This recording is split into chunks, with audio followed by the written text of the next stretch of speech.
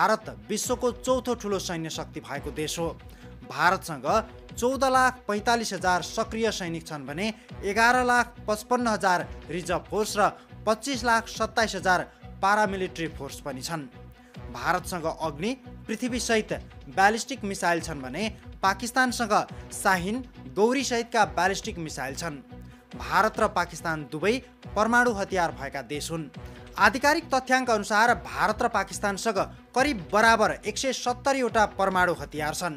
भारतसँगको तनाव बढेसँगै पाकिस्तानले परमाणु हतियार सजावटका लागि नराखेको टिप्पणी गर्दै युद्धको अवस्थामा प्रयोग गर्न सक्ने धम्की दिएको छ। भारतले भने परमाणु हतियारमा नो फर्स्ट युजको नीतिमा हस्ताक्षर गरेको छ। यसको अर्थ भारतले आफूमाथि हमलाको अवस्थामा बाहेक पहिले परमाणु हतियार प्रयोग गर्ने छैन। तर भारतले यो नीतिमा बदलाव ल्याउने सङ्केत गरिसकेको छ। भारतसँग 4201 ट्याङ्क छन्, जसमा अर्जुन ट्याङ्क, T-90, भीष्म जस्ता ट्याङ्क पर्छन्। अर्जुन भारतमै निर्मित ट्याङ्क हो भने T-90 भीष्म रुसमा निर्मित ट्याङ्क हो।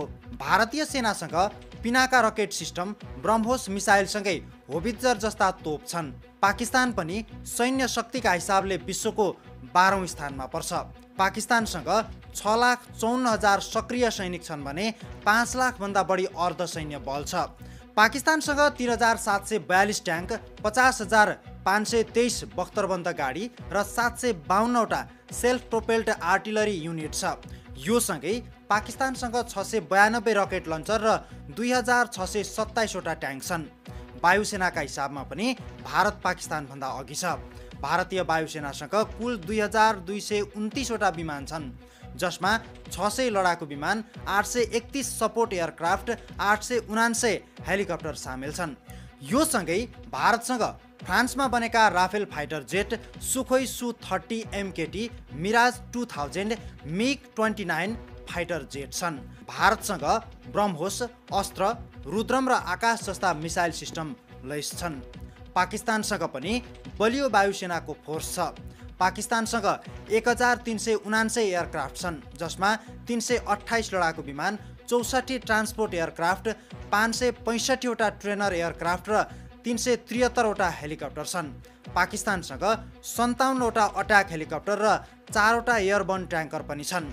पाकिस्तानसँग अमेरिकामा निर्मित F-16, चीनमा निर्मित JF-17, थन्डर र मिराज जस्ता लडाकु विमान छन्। भारतले चीनसँग प्रतिस्पर्धी क्षमता बनाउन नौसेनामा पनि तीव्र विकास गर्दै लगेको छ। बीबीसीको रिपोर्ट अनुसार भारतसँग 150 वटा युद्धपोत छन्, जसमा INS विक्रान्त र INS विक्रमादित्य जस्ता विमानवाहक युद्धपोत र SSBN अरिहन्त क्लास जस्ता परमाणु पनडुब्बी छन्, जसमा धनुष र K-15 जस्ता मिसाइलको प्रयोग गर्न सकिन्छ।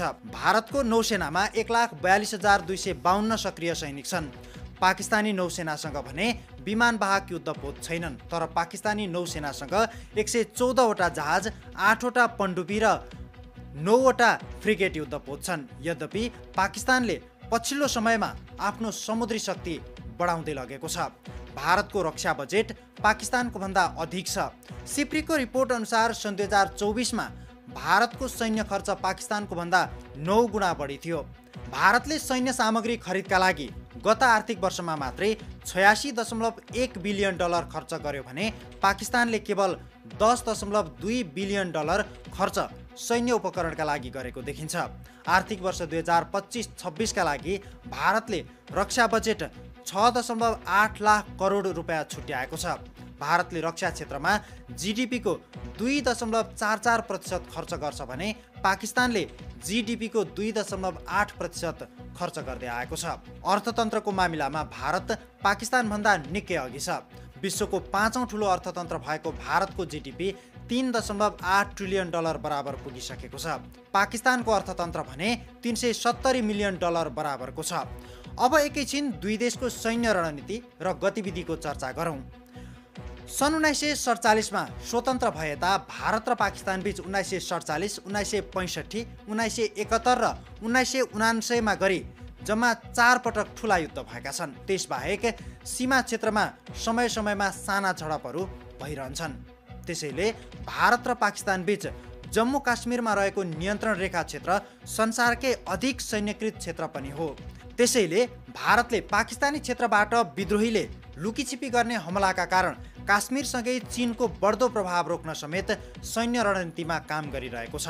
भारतको रक्षा बजेट पाकिस्तानको तुलनामा धेरै ठुलो छ, तर चीनको तुलनामा यो निकै कम पनि हो। त्यसैले भारतले आर्थिक आकार, आधुनिकीकरण र चीन सम्बन्धी सुरक्षा चिन्ताका कारण रक्षा खर्चमा ठुलो मात्रामा वृद्धि गर्दै लगेको छ। तर पाकिस्तानको सैन्य रणनीति भने देशभित्रै रहेका विद्रोहीसँगै काश्मीर क्षेत्रमा भारतबाट हुने खतरातर्फ बढी केन्द्रित छ। त्यसैले पाकिस्तान भारतका गतिविधिप्रति बढी चनाखो रहने गरेको छ। भारत र पाकिस्तान दुवैले एकअर्काबाट कुनै पनि समय खतरा हुने ठान्छन्। दुवै देश परमाणु शक्ति सम्पन्न भएकोले अत्यधिक सतर्कता उत्तिकै आवश्यक पनि छ।